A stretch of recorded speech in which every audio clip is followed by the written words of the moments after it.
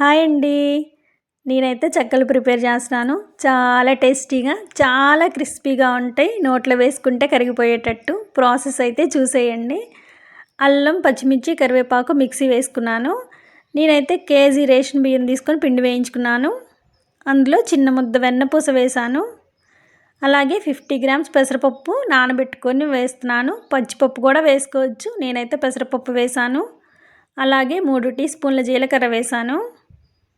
Mixie వేసుకున్న పచ్చిమిర్చి, అల్లం పేస్ట్ వేశాను. కరివేపాకు, పచ్చిమిర్చి, కారం మన టేస్ట్కి సరిపడినంత వేసుకోవచ్చు. అలాగే వీటన్నిటిని చక్కగా పిండిలో మొత్తం కలిసేలా కలుపుకోవాలి. ఫస్ట్ ఇవన్నీ వేసేసి ఒకసారి వాటర్ పోసి కలపకూడదు. పిండిలో ఇవన్నీ కలిసిన తర్వాత వాటర్ పోసుకొని కలుపుకోవాలి. నేనైతే వాటర్లో కొంచెం కళ్ళు ఉప్పు వేసుకొని ఉంచుకున్నాను. అదే వాటర్తో పిండిని కలుపుకుంటున్నాను. పిండి మొత్తాన్ని ఒకటేసారి కలుపుకోకూడదు. కొంచెం కొంచెంగా కలుపుకోవాలి. అప్పుడు చెక్కలు చివరి వరకు కూడా చాలా క్రిస్పీగా వస్తాయి, గట్టిగా ఉండకుండా. చెక్కల పిండిని కూడా లూజ్గా కలుపుకోకూడదు, చాలా గట్టిగా కలుపుకోవాలి. అప్పుడు చెక్కలు ఆయిల్ ఎక్కువగా పీల్చుకోకుండా నిదానంగా ఉడుకుతాయి.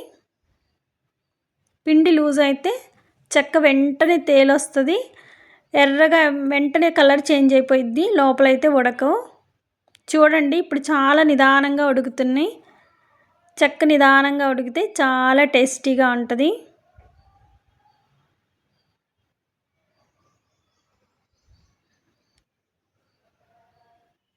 చాలా రుచిగా ఉంటాయి. పిల్లలు చాలా ఇష్టంగా తింటారు కదా చెక్కలు.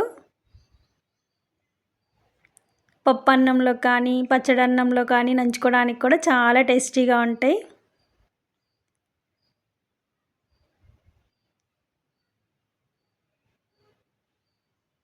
చూడండి ఎంత బాగున్నాయో.